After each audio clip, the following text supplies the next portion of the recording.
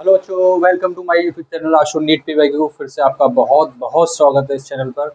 और आज का वेक्टर में lecture number 4 resolution of vector को पढ़ेंगे। अपनों ने एक एक लेक्चर कंप्लीट करा है। Types of vector, addition of vector, subtraction of vector. इसके बाद आते हैं अपने रिजोल्यूशन ऑफ वेक्टर, यानी वेक्टर को तोड़ना। अभी तक वेक्टर को जोड़ा था, वेक्टर को घटाया था, अब वेक्टर को ब्रेक करेंगे, यानी when a vector broken into two perpendicular component, यानी एक वेक्टर को दो वेक्टर में तोड़ना, वो परपेंडिकुलर कंपोनेंट में। ठीक है, आज देखते हैं इसको एग्जांपल से।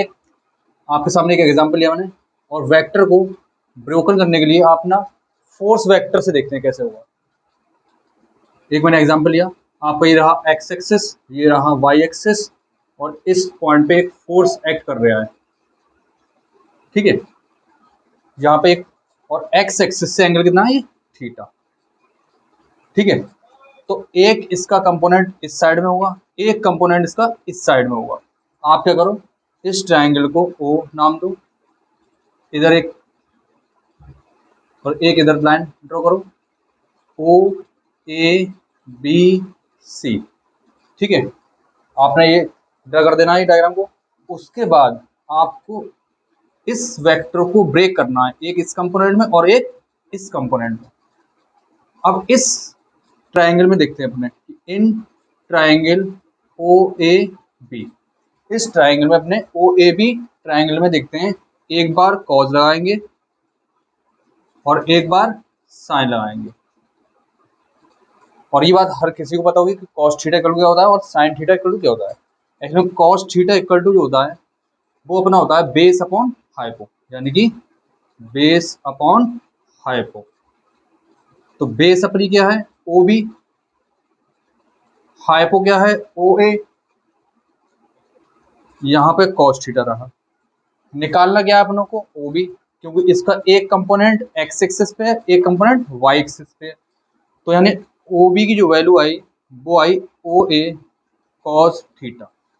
और ओ ए है कितना, एफ। ये आप साइड में लिख दें कि ओ ए की वैल्यू जो है वो अपनी है एफ। तो यहाँ से ओ बी जो आ गई वो आ गई एफ कॉस थीटा। ओ भी आ गया एफ कॉस थीटा, ओ भी आ गया एफ कॉस थीटा। फिर आप लिख दें यहाँ पे एफ कॉस थीटा।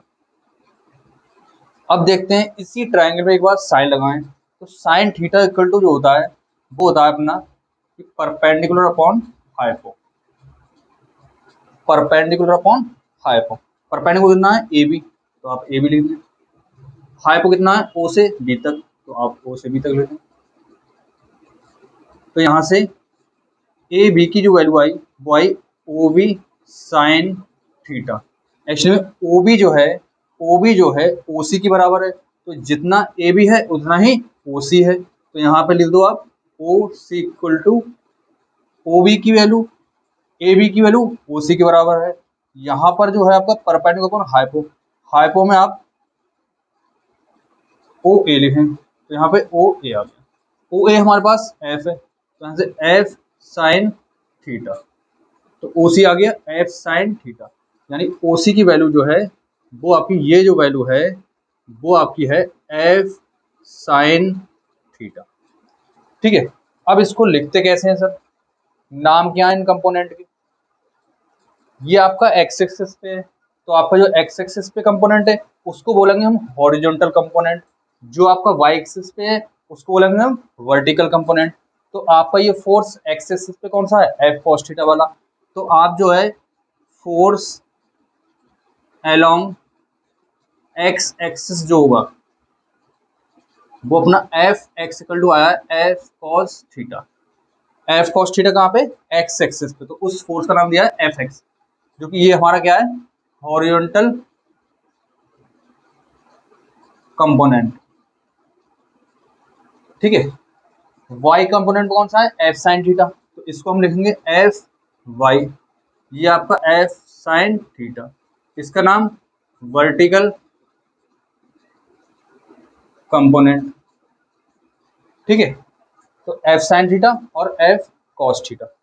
ठीक है, अगर इन्हीं को वेक्टर फॉर्म में लिखना है, इन वेक्टर फॉर्म, तो इनको वेक्टर फॉर्म में लिखने का तरीका, F x vector equal to F cos theta, और ये किस एक्सिस में, एक्स एक्सिस में, तो इसको ब्रैकेट में करके आई कैप लिखते हैं।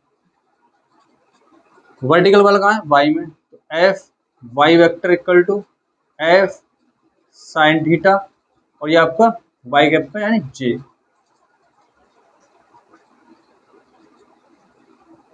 नेट वेक्टर जो आएगा आपका वो आएगा F vector equal to F x vector plus का एफ वेक्टर वाई।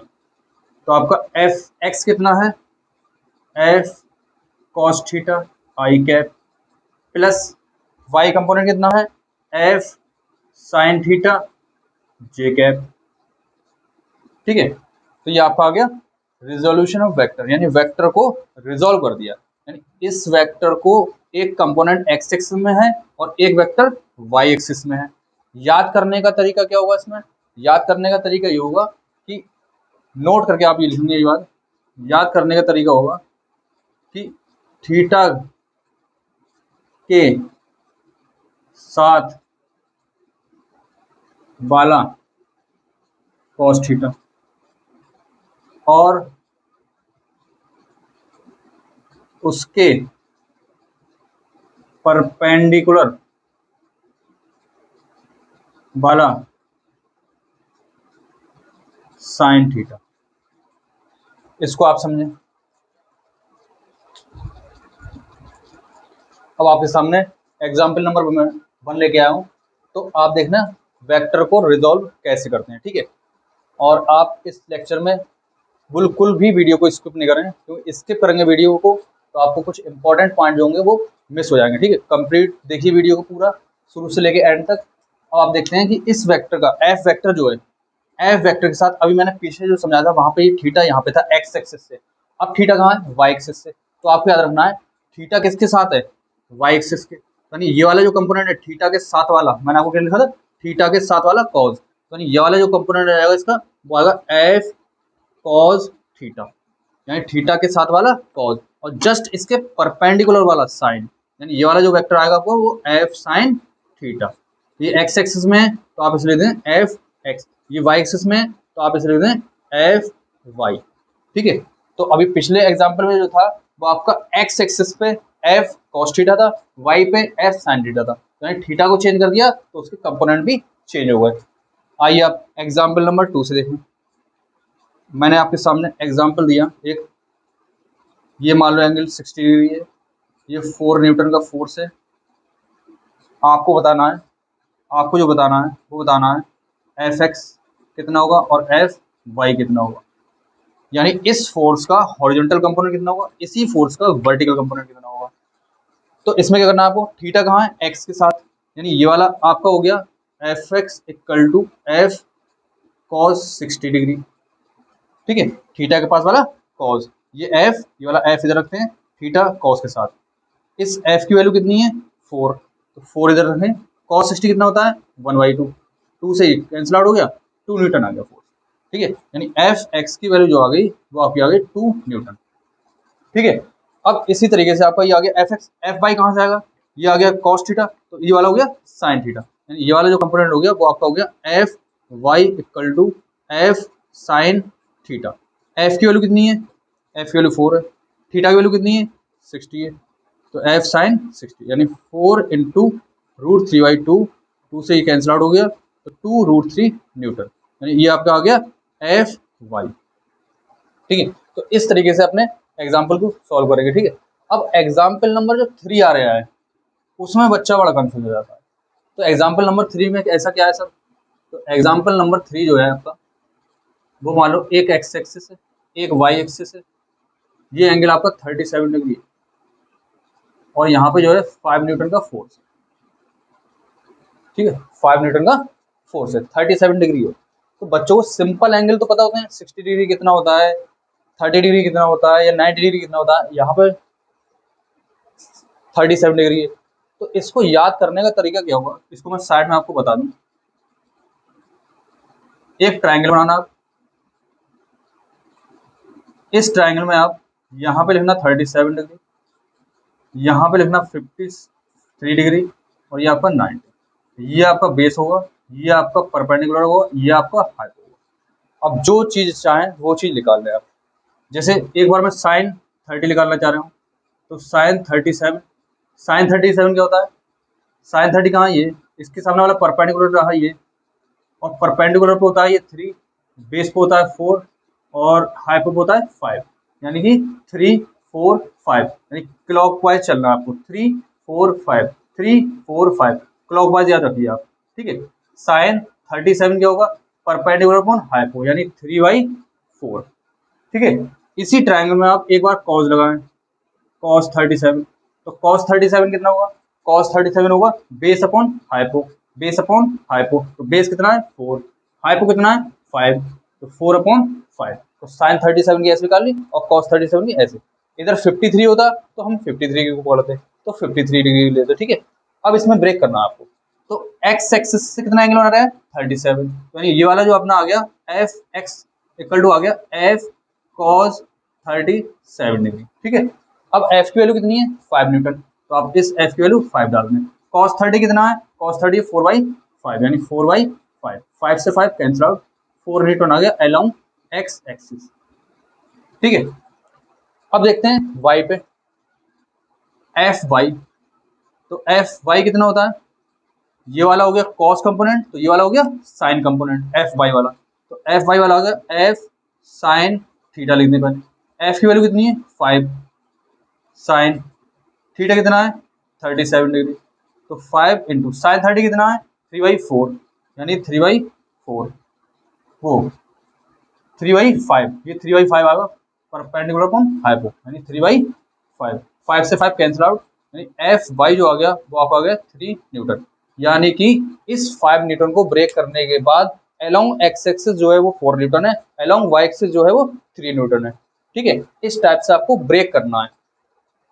अगर मान लो इसमें आपको साइन 53 डिग्री पूछ लेता, तो साइन 53 ये है, इसके सामने वाला परपेंडिकुलर ये है, और हाइपो ये है, तो इसके सामने वाला परपेंडिकुलर ये है, फिर से साइन के यानी एंगल के सामने वाला परपेंडिकुलर और उसके सामने वाला हाइपो, तो साइन 53 के सामने वाला 4 डिवाइड में हाइपो कितनी है 5, तो 4/5 ऐसे निकाल दे साइन 53। ठीक है,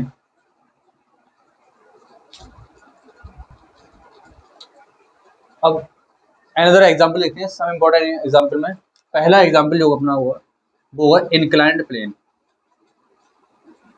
इंक्लाइंड प्लेन वाला इंपॉर्टेंट है ये इंक्लाइंड प्लेन।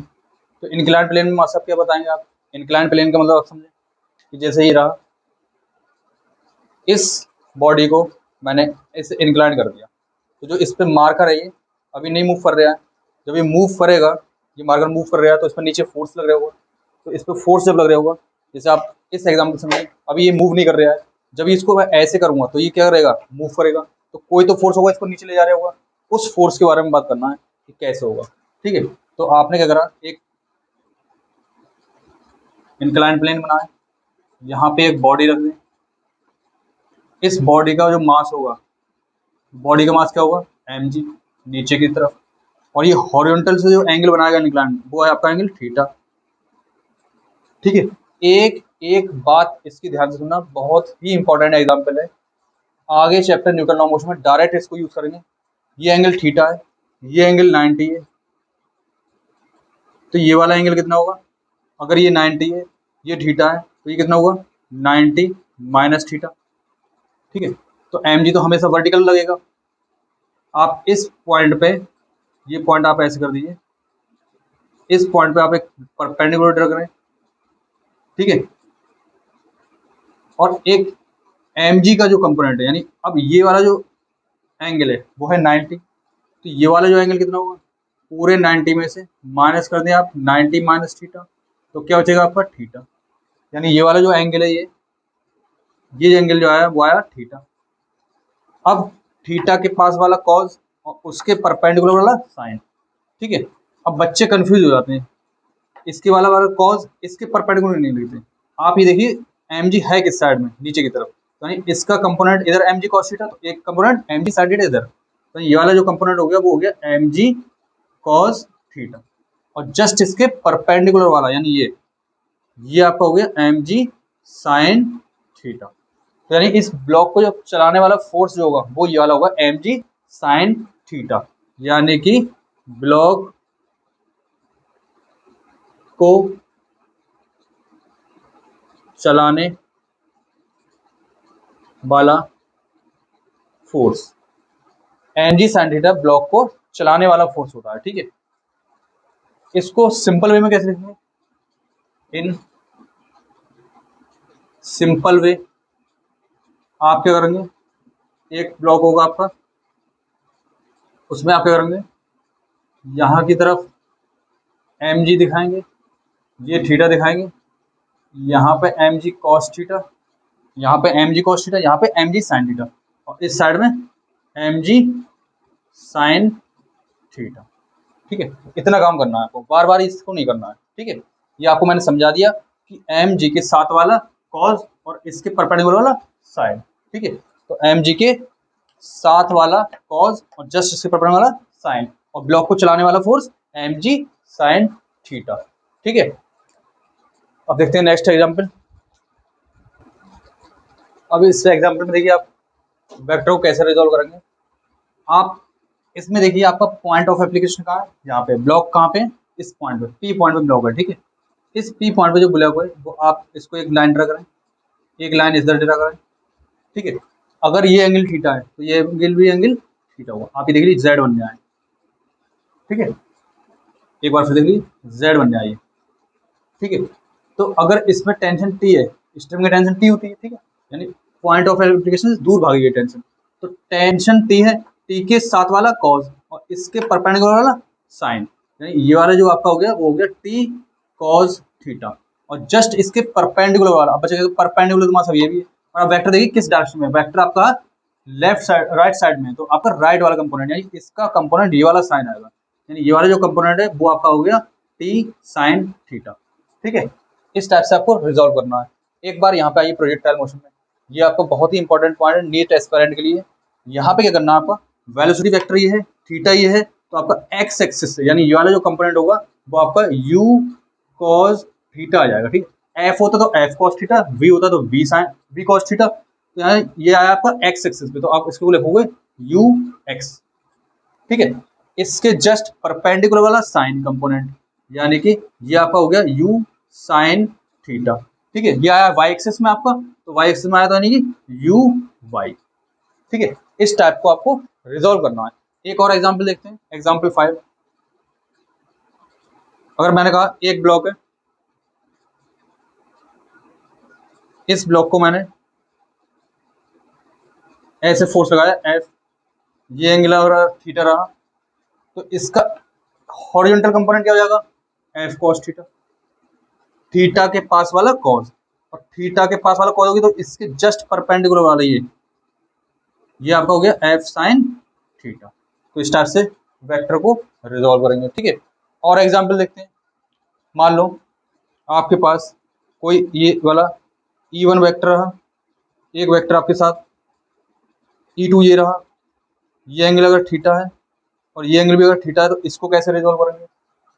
अब यहाँ पे तो दो वेक्टर हैं सर, आपने तो सिंगल सिंगल वेक्टर बताया था, एक का कॉज तो एक का साइन, इसका हॉरिजॉन्टल कॉज इसका साइन, क्यों थीटा के पास वाला कॉज, थीटा के जस्ट परपेंडिकुलर वाला साइन। यहाँ पे सर थीटा कहाँ, यहाँ पे है, तो यानी इसका कॉस कंपोनेंट और इसका परपेंडिकुलर कंपोनेंट।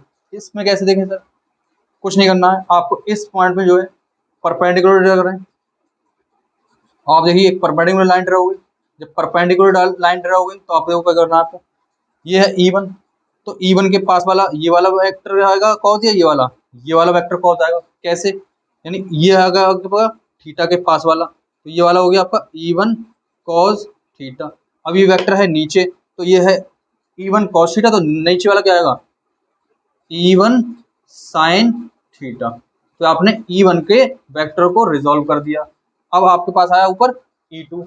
अब E2 पे देखिए, जब आप E2 करेंगे तो आप जो E2 करेंगे तो E2 का cos कंपोनेंट नीचे और E2 का sin कंपोनेंट ऊपर, तो cos थीटा किसके साथ है, अब इसके साथ है। ठीक है, तो इसका कंपोनेंट क्या आएगा, इधर आएगा, यानी E2 का जो कंपोनेंट आया वो यहाँ पे आया, यानी इधर प्लस हो जाएगा, यानी E2 cos थीटा, यानी कि E1 का कॉस कंपोनेंट और E2 का कॉस कंपोनेंट एक ही डायरेक्शन में मूव कर रहे हैं, और यहाँ पे क्या आ जाएगा E2 साइन थीटा। तो इस टाइप से मोर देन वन वेक्टर को रिजोल्व कर लिया। फिर से देखें इस एग्जांपल को, नीचे था E1, थीटा कहाँ पे था यहाँ पे, तो E1 कॉस थीटा और E1 साइन थीटा, तो नीचे वाले को रिजोल्व कर दिया, एक ही वेक्टर एक ही वेक्टर, ठीक है। अब ऊपर वाले को देखें, ये वेक्टर था तो इसका कॉस कंपोनेंट यहाँ पे आ गया, इसका साइन कंपोनेंट यहाँ पे चले गया, तो E1 cos theta E2 sine theta, ठीक है। और एग्जांपल, अब आपके सामने जो एग्जांपल आया है वो एग्जांपल जो है कंफ्यूजन वाला है। अब ये कंफ्यूजन वाला एग्जांपल क्या मतलब है, ये एग्जांपल आपको 2D में नजर आएगा। वहां पे आपसे कह देगा ईस्ट ऑफ साउथ गया बॉडी, ईस्ट ऑफ नॉर्थ गया बॉडी, नॉर्थ ऑफ ईस्ट गया बॉडी, या फिर आपसे कह देगा कि एक कोई बॉडी है यहाँ पे एंगल बना रही है 60 डिग्री का, आपसे कह देगा वेस्ट ऑफ नॉर्थ या नॉर्थ ऑफ वेस्ट। तो इसको कैसे कन्फ्यूजन दूर करते हैं अपने, तो याद रखना, पहले आप इधर देखें 30 डिग्री वाले पे, तो पहले बॉडी जो मूव कर रही है वो आपकी बॉडी मूव कर रही है ईस्ट से नॉर्थ की तरफ, ईस्ट से नॉर्थ की तरफ। तो इसको लिखते क्या है, इसको लिखते हैं हम 30 डिग्री नॉर्थ ऑफ ईस्ट, ठीक है।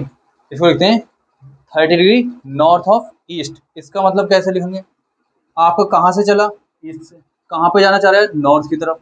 तो आप याद रखना, पहले जो आएगा वो आएगा फाइनल, बाद में जो आएगा वो आएगा आपका इनिशियल, फाइनल से इनिशियल, फाइनल से इनिशियल। जैसे आप ऊपर बताएं वहाँ सब कैसे लेंगे, ये अगर 30 डिग्री है तो ये वाला एंगल कितना हुआ, ये वाला एंगल हुआ वहाँ सब 60 डिग्री। तो इसको कैसे लिखेंगे, अब हम नॉर्थ से चल दिए, तो अब आप नॉर्थ से चल दिए कहाँ तक, फाइनल पे आप कहाँ की तरफ जा रहे हैं, आप नॉर्थ से कहाँ की तरफ जा रहे हैं, ईस्ट की तरफ। तो आपका क्या हो जाएगा फाइनल ईस्ट। आप नॉर्थ से स्टार्ट हुए तो आपका क्या होगा इनिशियल, तो आप इसको लिखोगे कि 60 डिग्री कहाँ पे पहुंचने जा रहा है, ईस्ट की तरफ। तो 60 डिग्री ईस्ट ऑफ नॉर्थ, ठीक है। 60 डिग्री वाले का एग्जाम्पल देखते हैं, यहाँ पे एंगल 60 है। अब आपको कोई पार्टिकल यहाँ से यहाँ की तरफ जाना चाह रहा है, वेस्ट से नॉर्थ की तरफ, वेस्ट से नॉर्थ की तरफ। आप एरो का डायरेक्शन देखें कि वेस्ट से चला और नॉर्थ की तरफ मूव करना चाह रहा है, तो आप इसको कैसे लिखेंगे, तो आप इसको लिखेंगे जो वो लिखेंगे 60 डिग्री कहाँ पे पहुंचना चाह रहा है, नॉर्थ। फाइनल कौन सा हो गया, नॉर्थ, यानी north of west, north of west. उल्टा बता दीजिए मतलब, अगर कोई नॉर्थ से वेस्ट की तरफ आए तो एंगल ये 60 है, तो ये कितना हो गया 30 डिग्री। तो ये आप लिखोगे इसको कि 30 डिग्री कहाँ से चला, नॉर्थ से, कहाँ की तरफ, वेस्ट। तो वेस्ट क्या हो गया फाइनल, फाइनल पहले लिखोगे, तो 30 डिग्री वेस्ट ऑफ नॉर्थ। तो कभी भी आपको कंफ्यूजन नहीं होगा, ठीक है, कि नॉर्थ ऑफ ईस्ट चलना है, ईस्ट ऑफ नॉर्थ चलना है। तो आपको याद रखना है कि कहाँ से चला और कहाँ की तरफ चला, कहाँ से चला, नॉर्थ से, कहाँ की तरफ, नॉर्थ की तरफ। तो नॉर्थ की तरफ चला तो फाइनल अपना नॉर्थ आ गया, तो 30 डिग्री नॉर्थ ऑफ ईस्ट। अब आपका नॉर्थ से ईस्ट की तरफ, जब नॉर्थ से ईस्ट की तरफ चलेगा तो आपका फाइनल कहाँ पे जाना चाह रहा है, ईस्ट की तरफ। स्टार्ट कहाँ से हुआ, नॉर्थ से, तो आप लिखेंगे 60 डिग्री ईस्ट ऑफ नॉर्थ। यहाँ पे क्या आ गया फाइनल, कि आप फाइनल ये वेक्टर देखो कहाँ जाना चाह रहे हैं, ईस्ट की तरफ। स्टार्ट कहाँ से हुआ, नॉर्थ की तरफ, तो ये हो गया आपका फाइनल, ये आपका हो गया इनिशियल, ठीक है। ये भी आपका कंफ्यूजन दूर हो गया, ठीक है। एक बार और देखना कि आपसे कोई कह दे कि वेक्टर है, ये आपसे कह दे कोई कि 20 डिग्री है, ठीक है, तो आपसे कह दे ऐसे गए हम ऐसे, तो आपको क्या हो गया, ये ईस्ट, ये आपका नॉर्थ हो गया।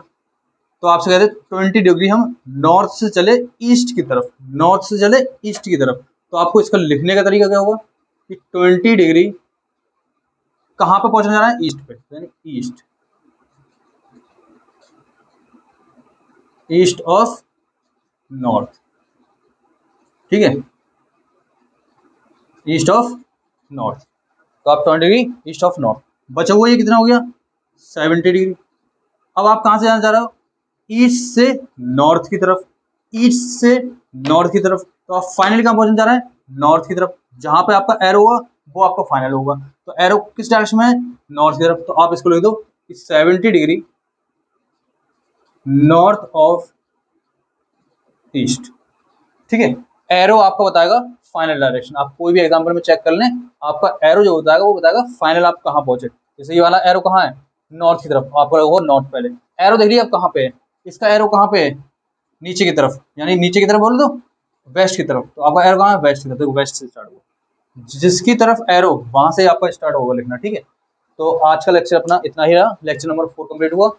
अब लेक्चर नंबर 5 जो होगा अपना डॉट प्रोडक्ट पढ़ेंगे। लेक्चर को पूरा देखें और लेक्चर को बिल्कुल स्किप करके नहीं देखें, क्योंकि हर वीडियो में मेरी हर वीडियो में एक ना एक पॉइंट होगा।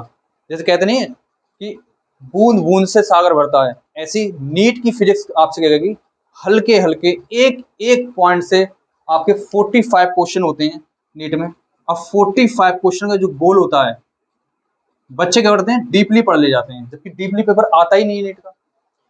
45 क्वेश्चन में से आपके 42 क्वेश्चन जो होते हैं वो आपके इजी होते हैं। 2 या 3 क्वेश्चन टफ डालेगा वो आपसे, या तो 2-3 क्वेश्चन ज्यादा आपके टफ डालेगा, वरना आपके 42 इजी होते हैं। और 42 इजी करने का मतलब होगा ये बेसिक कॉन्सेप्ट उसमें रिसाइकिल करना आप लोगों को, कि रिजोल्यूशन ऑफ वेक्टर कैसे करते हैं, ईस्ट ऑफ वेस्ट कैसे लिखा जाता है। क्यों क्वेश्चन तो इंसान जब ही करेगा ना जब आपके फंडामेंटल क्लियर होंगे।